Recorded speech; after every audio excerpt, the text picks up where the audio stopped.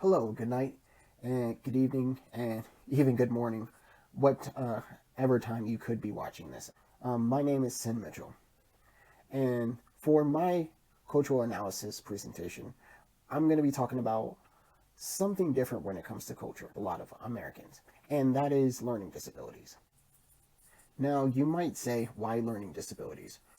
Right now, I've definitely had a lot of hardships when it comes to my mental health and my focus. And I feel like I've also noticed that these are things that are definitely addressed a lot in the media, such as in TV shows and in news when trying to rearrange some of these things. And it's definitely something that has been brought up a lot more. Do I feel like this is a culture group, people who struggle with learning disabilities? Yes, because I feel like people who struggle with learning disabilities definitely cater to each other, or I should say, definitely continue to group with each other for understanding, just like any other culture would. Briefly, what brought this idea to my head, or this aspect of culture, was the cultural identity development model. How you identify yourself and feel more comfortable with yourself. And each stage of that model kind of helps you to kind of fill in those spaces of getting to know what that culture is, getting to know how you identify to that culture. This is just one of the ways I feel like learning disabilities is just definitely played into its own culture. Put in perspective some of the things and some of the different types of media that put this even more into perspective of identifying that. And, or I should say, there are a lot of interpretations of learning disabilities. There are a wide variety of different disabilities, other than the ones that I talked about earlier. But the three disabilities that I feel that are touched on are ADHD, dyslexia, and autism. So those are going to be the three that I focus on today. But I might array later on to one more that is additionally, or I should say, has been brought up recently in media. But first off, I'm going to talk about some of these learning disabilities within film. What is going on? How come you never told me you had dyslexia?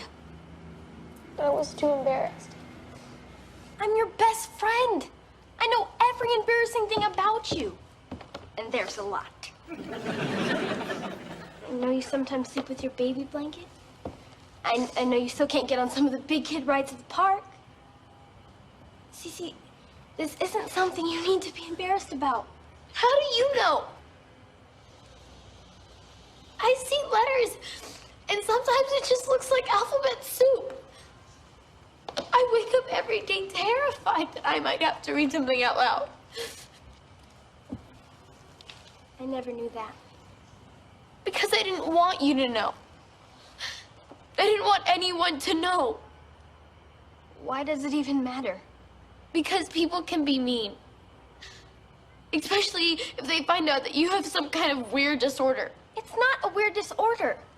Millions of people have it. Yeah, but Rocky, sometimes it affects my dancing.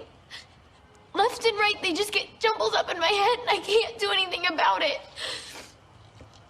And then I think, who am I kidding? I'm never going to be as good as any of the other dancers. This is a clip from the Disney show Shake It Up, where the character Cece is dealing with her dyslexia. Now, a lot of people deal with dyslexia in different ways. There are different categories, like I was saying before. But a lot of people deal with it usually when it either comes to letters or numbers. Somebody that I'm dear to also deals with dyslexia, and a lot of times, a lot of things that she sees or anything like that, it can falter the way how she perceives it, or it could take her a little bit longer time to get back into the swing of things and know where things are. So it could seem as though there is a delay. Okay, in this next clip, we'll be looking at autism variety. This is from a show from Netflix called Atypical. And in this clip,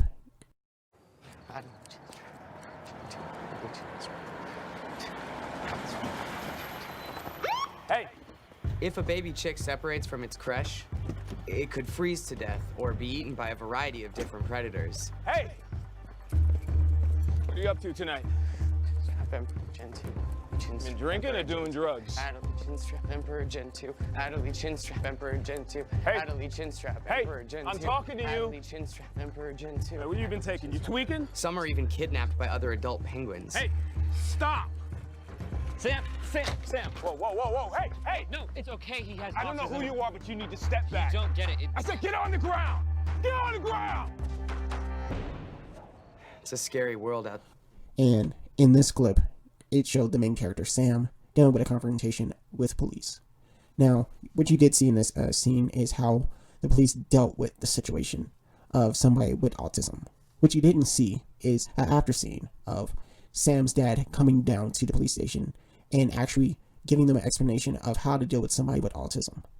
And this show, what they do, they don't just show one person in their life of autism throughout that day, just that they also show that the cultural constructs and the social constructs of having to deal with ADHD and how that family has to deal with it and how it kind of engulfs their lives and how it shapes them as.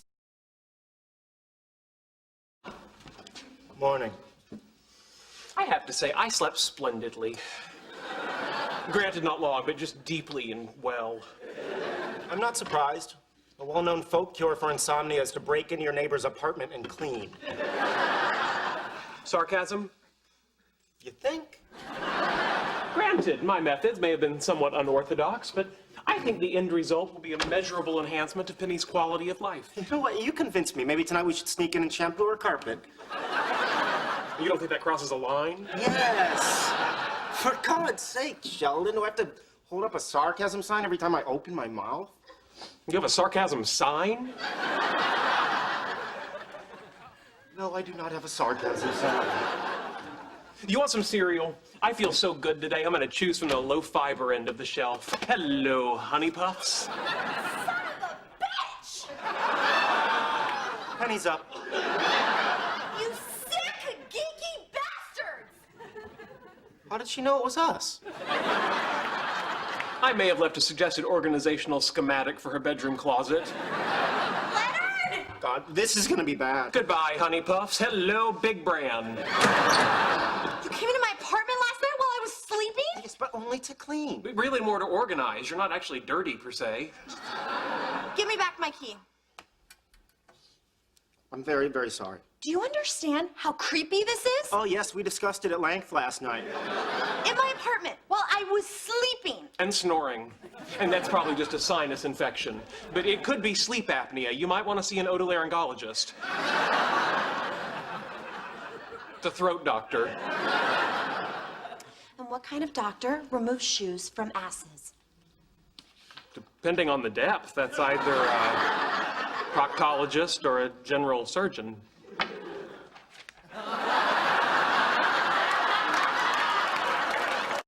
Is from the popular show Big Bang Theory. The character Sheldon Cooper, a lot of the characteristics that he draws off are those of somebody who would have ADHD or autism, definitely autism. But the creators have taken the time out to say that Sheldon does not struggle with any kind of autism, or he is not on this spectrum.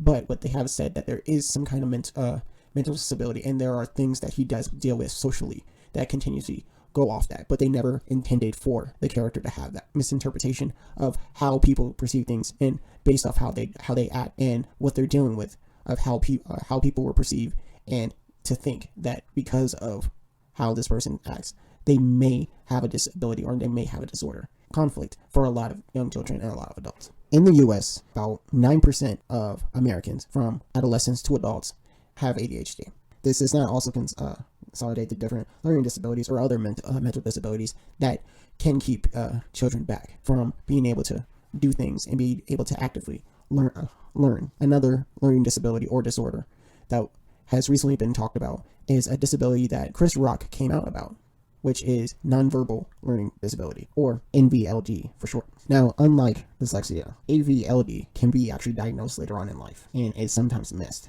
Chris Rock said that if it hadn't been for his friend's comments about Asperger's and talking about Asperger's and other syndromes, that he may have never looked into the disorder. And it is often undiagnosed. Often when it comes to this disorder, children are looked at as oddballs, quirky, or clumsy, and playing activities like video games, which is especially common in boys, can hide social problems, and in some cases lead to misdiagnosis or never being diagnosed at all, meaning that you can never know how much of that is in adults also, because that is also underage. The thing that also occurs in this case, which is also very common in autism and also very common in ADHD, is a sense of anxiety and can lead to depression. Though it was talked about in the LD article about a lot of misdiagnosis or later diagnosis of learning disabilities, it's also very common for there to be a disappropriation of these learning disabilities from that, or I should say, saying that it's more common for other races to have these learning disabilities. One article that talked about the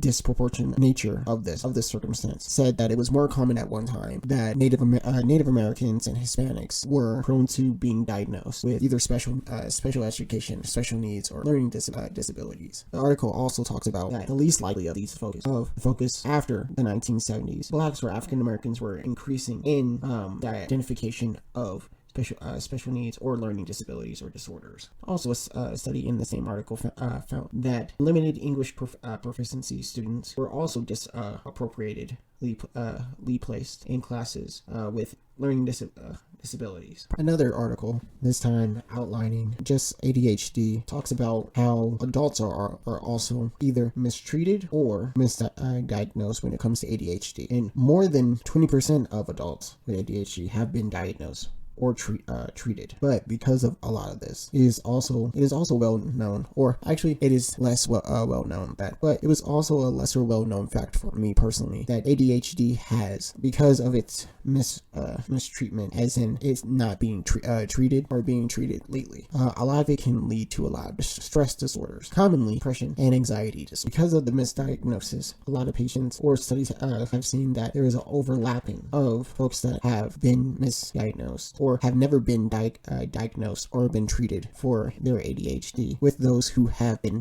treated for their ADHD and having a lot of the same difficulty. Meaning, if they were treated or if they weren't treated, being somebody like me who has never really been treated for his ADHD, having a lot of anxiety problems, and those who have been treated for their ADHD have anxious natures or other mental setbacks. Even stating that a lot of these adults that have the complexity of not just anxiety but sleep problems and substance abuse. Back on the side of dyslexia, one film that stood out in 2012 was Percy Jackson and The Lightning Thief, where Percy Jackson is characterized as somebody who has dyslexia and ADHD. Even that this disorder that he has that has kept him back from a lot of his life. The key to his abilities in being able to do things. His dyslexia is the thing that keys in for him to be able to read Greek, and his ADHD is his hyperdrive for battle and his thirst for combat. This is one of many point of views of dyslexia. So in somewhat it may be a positive light, but the reason for this, one of the reasons why a director did this, was to show how difficult that dyslexia can be for somebody, but it is not a stopping point. A learning disability is not a stopping point, but they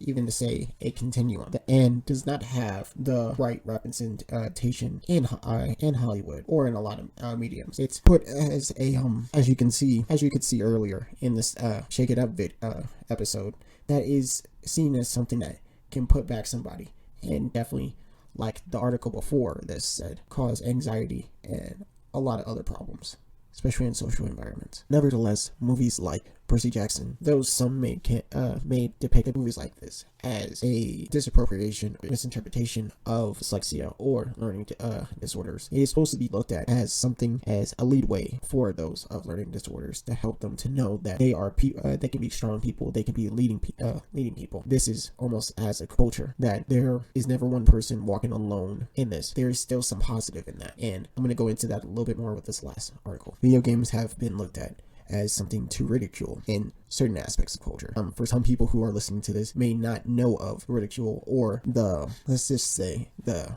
disassociation or banning or the disapproval of video games in a lot of natures and a lot of mediums, especially when it comes to education or when it comes to mental stability. But in one study, it was looked at as video games being something positive for those with special needs and those who have some kind of mental disorder. In the study, it suggests that video games can be used for SEN or special education needs to help induce some of the things that usually should not be suggested during video games, such as those of special needs with difficulties with motor skills or cognitive development may have a problem with just the sensitivity of games. Also, with people with ADHD and having mental blockage of excessive functions and motor conditions or response problems may have difficulties with video games. There could be reason to believe that video games can harbor on the disabilities of those with